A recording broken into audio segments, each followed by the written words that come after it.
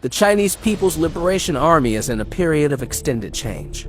In the wake of the 1991 Gulf War, the PLA made the conscious decision to shift from a manpower-intensive army to a technology-intensive army.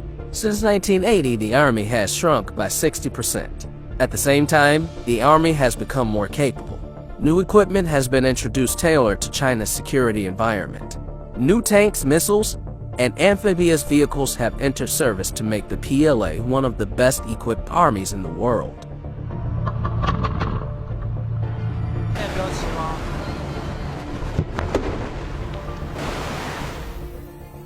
Not that anyone would know it. Curiously, many of these new systems have been all but invisible to the outside world. The PLA guards China's secure borders, and the Air Force and Navy are seen as being in the vanguard of China's territorial disputes, especially with Japan and the United States. Still, there are situations in which Chinese land forces could be a decisive factor. An invasion of Taiwan is one possible scenario. Action in the Diaoyu, Paracel, and Spratly Islands could require ground forces.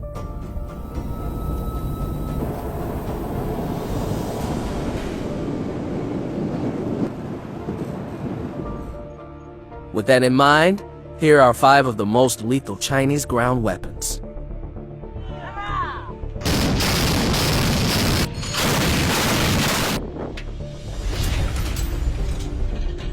ZTZ-99 Main Battle Tank. The ZTZ-99 is China's third-generation tank, and currently the most modern tank fielded by the People's Liberation Army. Designed and prototyped in the early 1990s, the ZTZ-99 shows obvious Western and Russian design influences. The tank is in low-rate production, with between 200 to 300 having been built.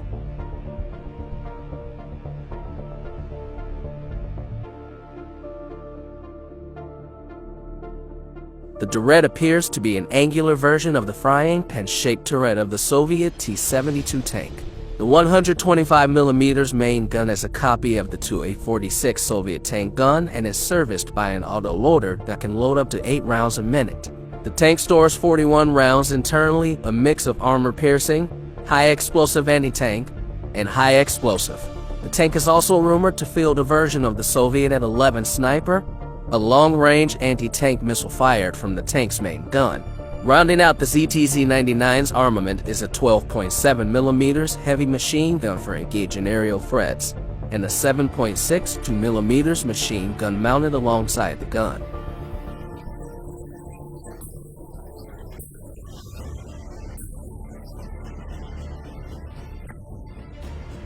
The ZTZ-99's hull front glacis plate, the position of the engine exhaust, and the number and shape of the road wheels point to a more or less direct copy of the T-72.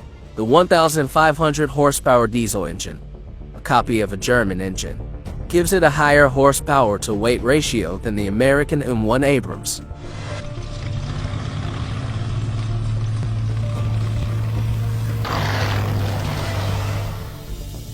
The tank's armor is a mystery. The tank's overall shape strongly suggests a T-72 buried under additional armor, particularly on the turret and front hull glacis. The most obvious assumption is that it has the base armor of the T-72 plus a layer of Chinese composite. The latest version of the ZTZ-99 is rumored to have an active protection system, but few details are available.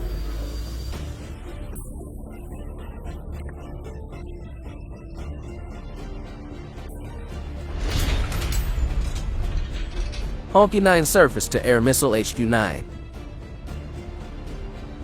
The HQ-9 is a surface-to-air missile. In operation since 1997, it replaces the antiquated HQ-2, the Chinese version of the Russian SA-2 guideline missile. A long-range, high-altitude missile system, HQ-9 is designed to shoot down cruise missiles, aircraft, and theater ballistic missiles. The HQ-9 has a range of 100 kilometers and is carried in groups of 4 on the back of a transporter erector launcher. The HQ-9 missile and radar system is similar to the original U.S. Patriot in being a track-via missile. The missile emits electronic emissions of its own, making it hard for aircraft to detect.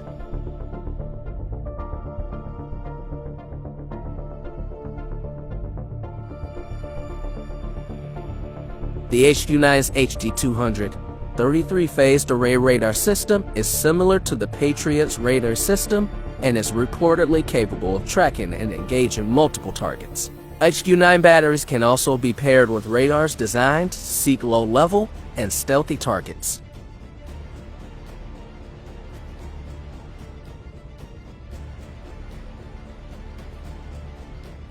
Turkey recently made a stir by selecting the FD-2000 system, the export version of the HQ-9, for its nationwide long-range surface-to-air missile system.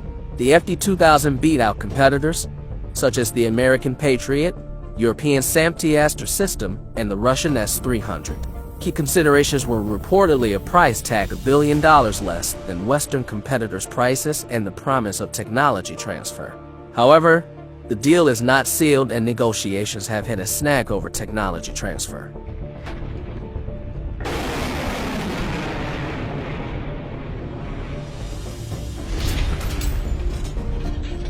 HJ-8 Red Arrow Anti-Tank Missile. The HJ-8 is a second-generation anti-tank missile developed to destroy enemy armor.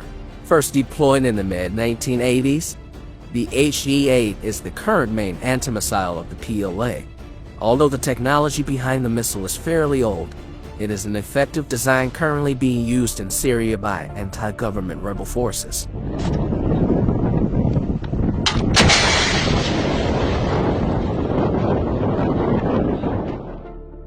The HJ-8 is a medium anti-tank missile in the class of the American TOW-2 or European Milan, and was probably inspired by both.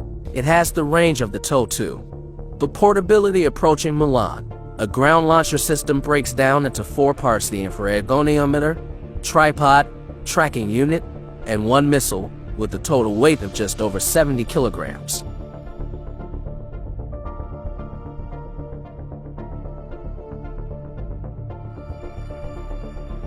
HJ-8 has an effective range from 100 meters to reportedly 6,000 meters and utilizes a semi-active command line of sight technology. Once the missile is fired, it trails a wire leading back to the launcher.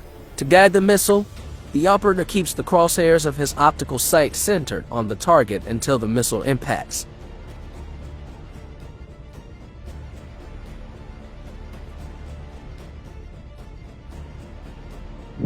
The disadvantage to the HJ-8 and many older anti-tank missiles is that the operator has to remain exposed while the missile is in flight. During the Arab-Israeli wars, the Israelis discovered that anti-tank missile launches kicked up a large dust cloud, and a burst of machine gun fire in the direction of cloud through the operator's aim. An HJ-8 operator would have to remain still, silhouetted by his dust cloud, for 9 seconds before his missile would hit a 2,000-meter target.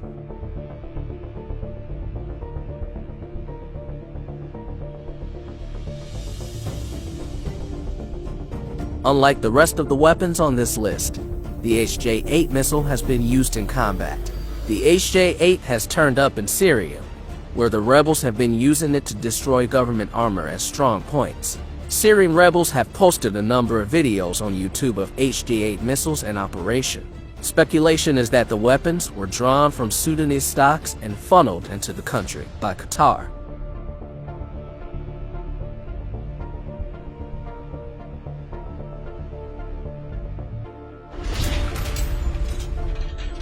QW-1 surface-to-air missile. The QW-1 is a shoulder-fired air defense system, manpads capable of engaging aerial targets at low altitudes and close range. The missile, manufactured by the China Precision Machinery Import and Export Company, is analogous to the American Stinger.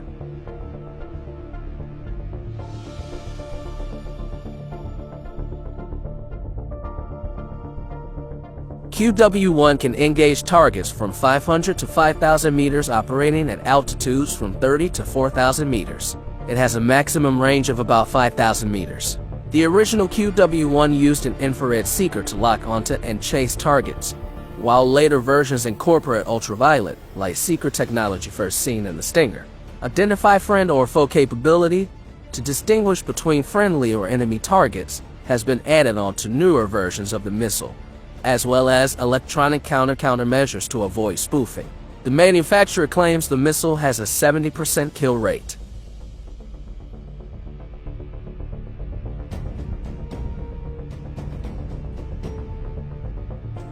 QW-1 is designed to be carried by a single operator, with a launcher 1.45 meters long and a weight of only 17 kilograms. A vehicle-mounted version FB-6A is mounted in groups of 8 on the Chinese equivalent of the Humvee.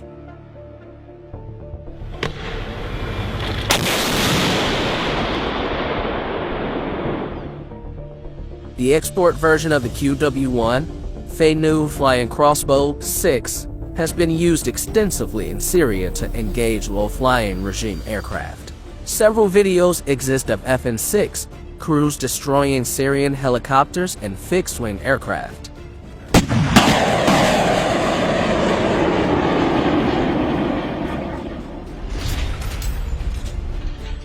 Z-series of amphibious vehicle. In 2006, the People's Liberation Army Marine Corps unveiled a new family of tracked amphibious vehicles.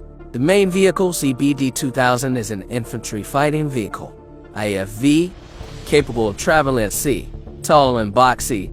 The ZBD-2000 has a crew of 3 and can transport 8 Chinese Marines. The ZBD-2000 is fully amphibious, propelled through at speeds of up to 45 kilometers per hour via a set of water jets mounted on the hull.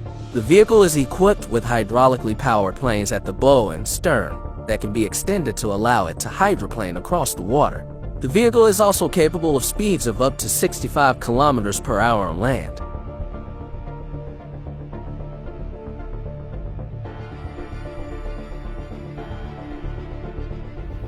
The ZBD-2000 has a turret armed with a 30mm cannon and a coaxial 7.62mm gun.